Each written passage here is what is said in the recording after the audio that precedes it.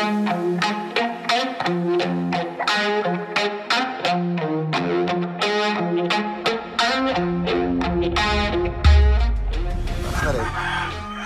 na lang to para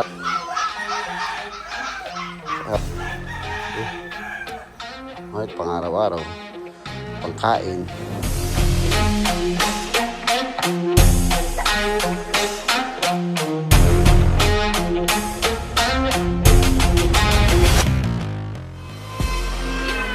Exposure sa rail.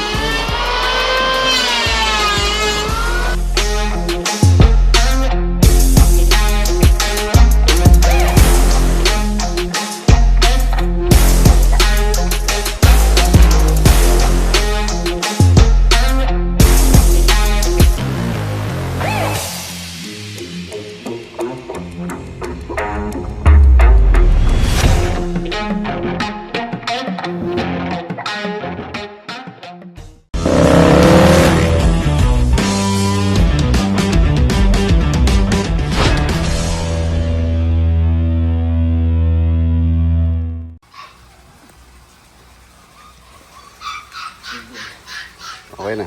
Ayan, good morning, good morning. Nasuko ulit yung kubo. Ay, ipapatanim ko po yung binili kong ano kahapon dito. Ayan o, tulad niya mga boss. Ayan, sinasabi ko. Pagka ganitong alas 7. Alas 7 ng umaga, yung araw. Pagka may mga kawayan dito na mataas. Mataas yun, hanggang doon sa may tubo na yun, yung mga kawayan na to. Ito ko palalagay.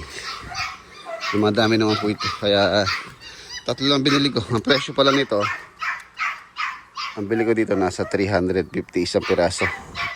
Ang tatlo lang kinuha ko pala, natawaran ko ng 3,000. 3,000 ay 3,000. 1,000 yung tatlo. 3 for 1,000. Sa may ano ko binili ito mga basta may guagua. Ayan. Tapos bumili din ako ng ito naman fire tree. Ang ano po nito, ang bulaklak nito, kulay red. Napakaganda nito. Nagagandahan ako sa puno na to.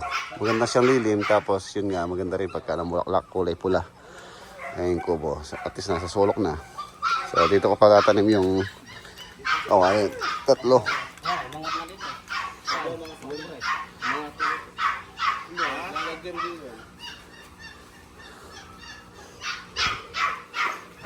Pagka umakyat si Inchik dyan, ano na yan, nalalapat na yan. Yung kwarto ng Inchik eh. Malapit na yung saksakan nyo. Tapos natutulog siya, may dalis-dis ng tubig. Para siyang nasa ilog.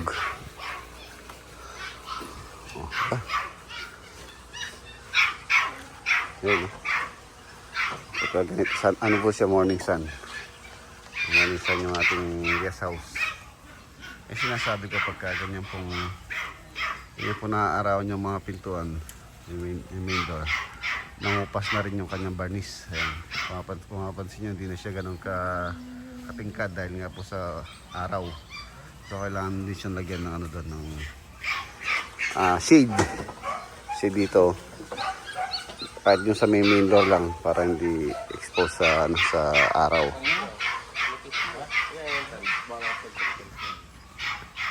Ayun, pag natanggal pala yung yung parol.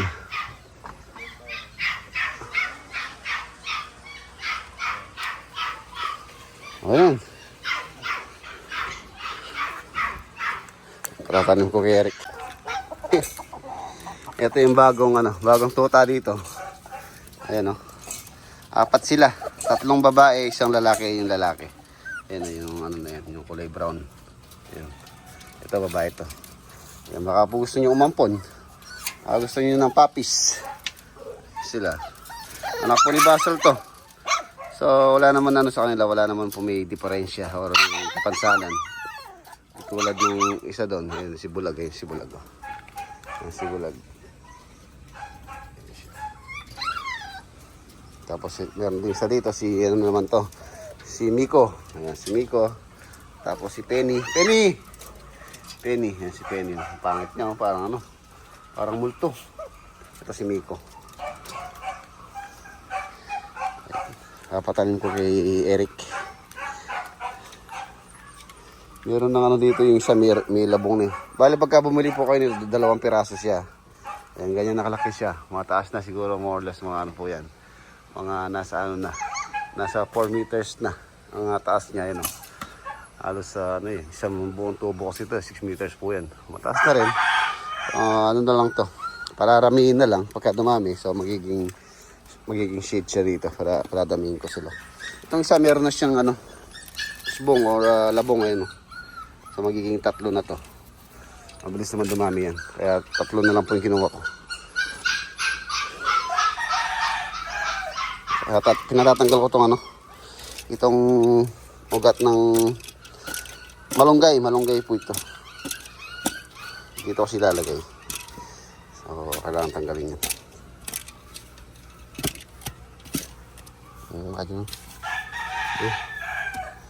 Kahit ang chiso, ang loloboy. May loloboy itong... Oh. Si Eric po, inano ko muna siya rito. Hindi po kasi siya pwedeng lumayo dahil meron siyang anak na nag-aaral.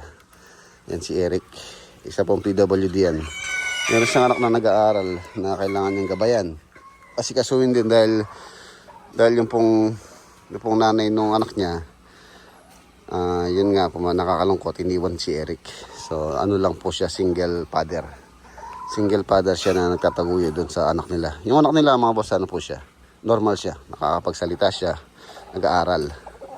So kaya siyempre kailangan din niya ng trabaho. Kahit dito lang sa farm, yung na pinapalinis ko siya, yung mga pwede niyang gawin dito para hindi lang po siya mabakante rin. Kasi yun nga, kailangan niya ng daily income sa pag-aaral din ng anak niya siya. Siyempre sa kanyang pangangailangan pang-araw-araw, pangkain. Ayan. Nakakaawa din po siya. Ano na po siya mga boss, wala na po siya magulang. Nag-iisa na lang po siya sa buhay.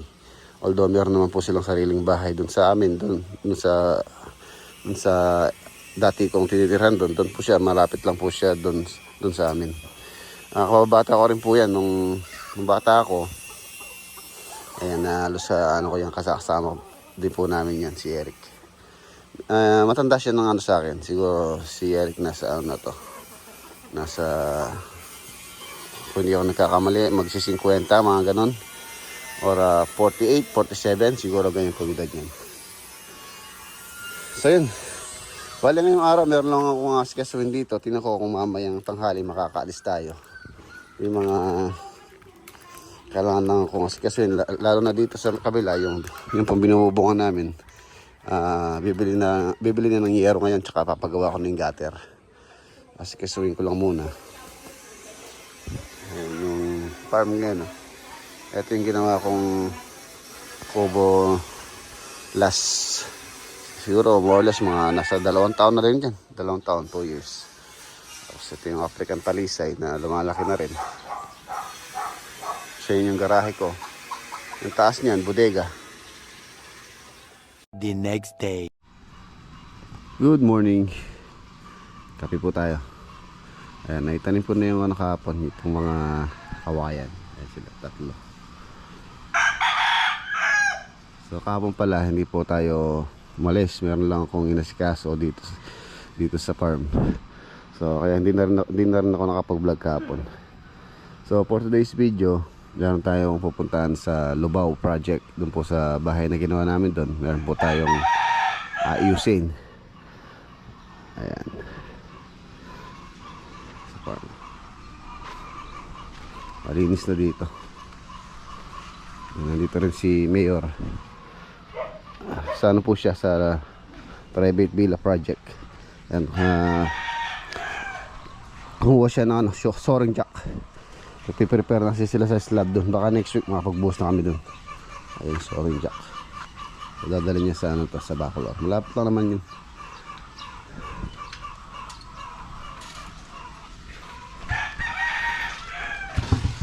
So, ito yung farm extension. Ayun yung mga kulungan ng manok. Ayun yung damo mga boss. Yung damo in-spray namin ng ano, ng herbicide. Ano na, tuyo na. Hindi nalalaki yun.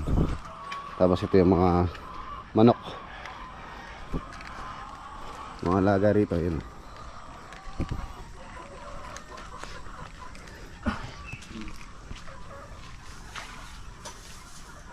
Ito yung mga breeder. Mga ano yan, inahin. Siyempre meron silang kasamang isang ano, lalaki. Tapos ito mga breeder din to. 2, 4, 5, 6 yung babae dito. Tapos ito yung mga palaki na. Yan, nandito rin pala yung mga ano, bibi. Ayun, video. Saka yung dalawang itik. Yan po yung mga palaki na. Yung iba dyan, nakakapag-harvest na ako dyan ng pang-ulam. For example, gusto kong umulam ng native. So, harvest lang tayo dyan sa mga alaga. Ito si Baw-Baw. Baw-Baw. Baw-Baw, Baw-Baw, Baw-Baw. Baw-Baw, Baw-Baw, Baw-Baw. Nakatali siya dito. Siya yung mga security rito sa likod. Maliwanag naman po rito. May ilaw dito yan. Saka mga solar lights meron dito. Sa Lubao tayo, Lubao Project. Ayan na, narito na po tayo sa Lubao Project. Ito po yung isa sa pinakamalaking bahay na nagawa po natin from scratch to finish. Ang naging problema po rito, ayan, yung main door po nitong bahay. Ang problema kasi mga boss, kung mapansin nyo, exposed siya sa sunlight. Tapos sa ulan din, medyo tinatamaan din siya pagka dito yung hangin. Kaya ano siya, medyo nagka-problema, nagka-damage.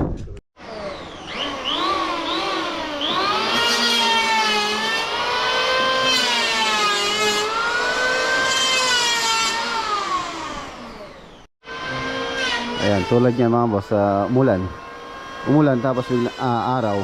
So yung pinto, bugbog talaga siya sa ano, sa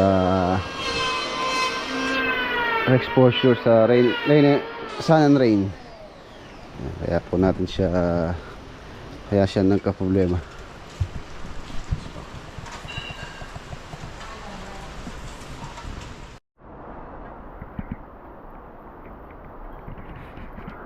Medyo maano yung canopy niya, maiksi. Although maganda yung kanyang orientation na nasa morning sun. Ayan. So pag-aaralan pa namin yung architect ito na lagyan ng shade dito na hindi po ma-sacrifice or masisira yung design nitong bahay. Ano, umuulan. Yung bago. Pang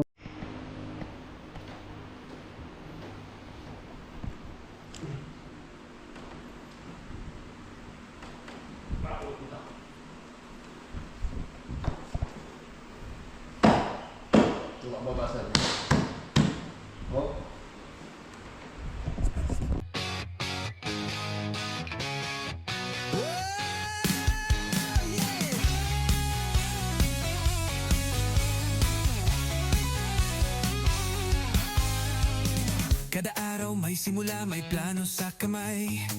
Lakad sa seat kahit tirik ang araw, ulan ang sabay. Rex Love Construction, to ang aming daan. Bawat hollow block, bawat bakal may kwento't laman.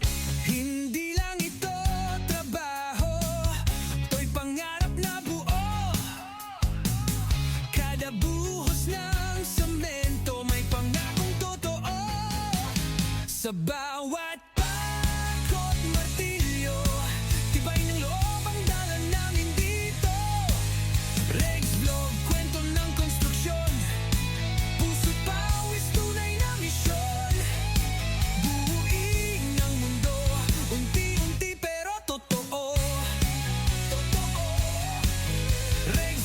construction, tara na't sumalo.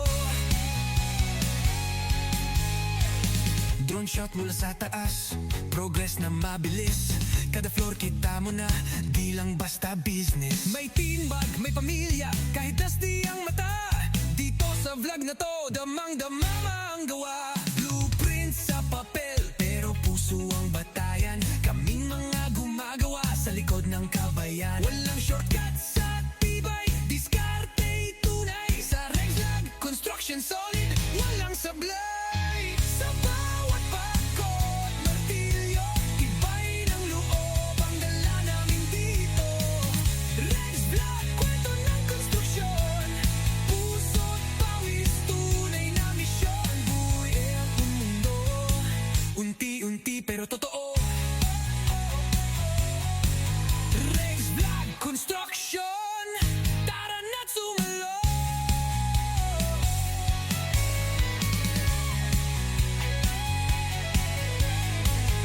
Rexlag Construction, bawat gawa may sazay.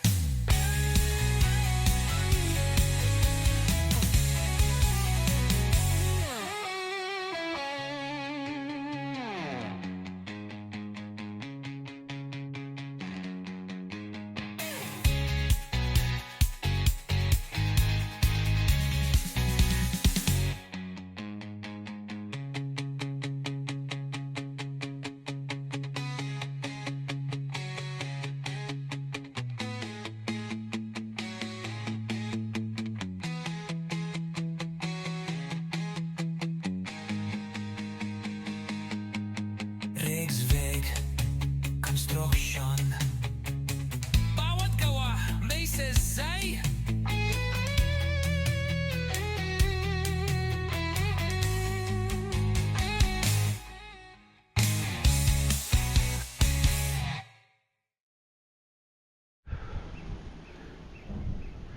Ayan na, meron na rin palang mga boss, mga halaman tong project.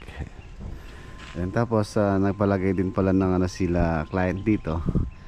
Solar na po itong bahay. Mamaya silipin po natin yung solar. Papaliparan ko po siya ng drone. Ayan, ito pong kanyang bubong. Nasa 30 something yata yung panel niya. Yung pong kanilang solar nasa 37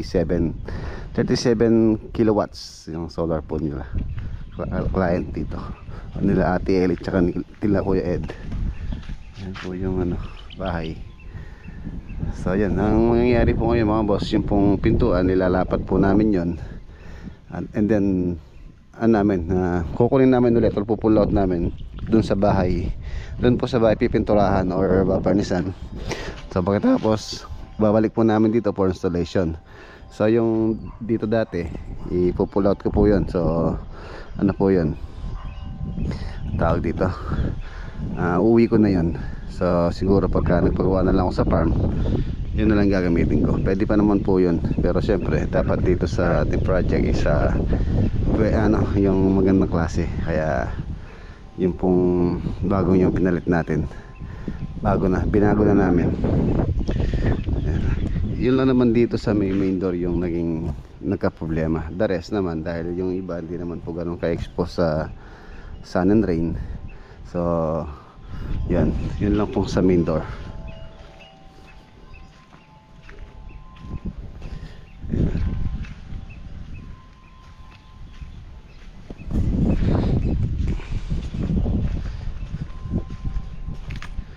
Meron na rin siyang landscape.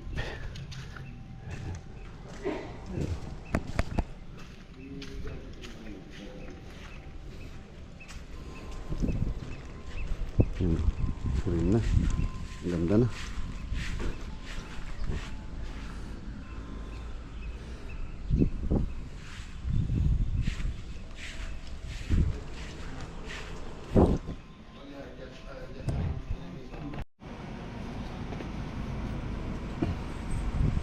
Ayan mga boss, okay na.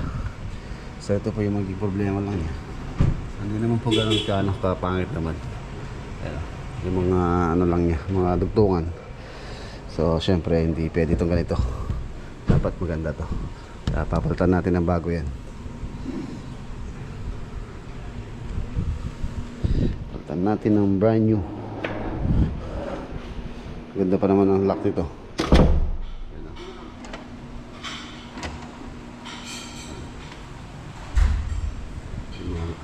Pack.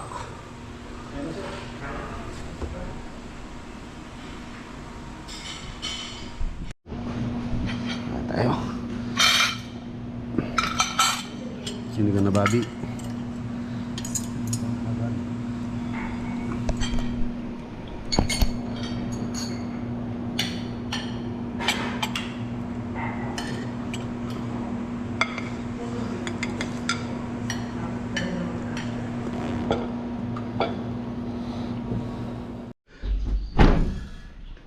Ayan, nandito na tayo. Ayan, ito na po yung pinto. Ayan. Narapat na rin yung kanyang pinaka lock set, yung smart lock. So, pipinturahan na lang po ito. Pagka natapos na, then doon natin i-install doon para meron pa rin po silang pintuan doon. Ayan. And, ito pong pinto na to, nasa ano pa po yan. Yung pinalitan natin doon, nasa warranty pa. Kaya po, kailangan natin palitan syempre. Ayan. Wala nating ayusin yung dapat ayusin pa doon. So ayan mga boss, ayan, dito ko na po tatapusin yung ating simpleng vlog for today. Kita tayo bukas sa next upload. Paalam po, God bless. Ingat.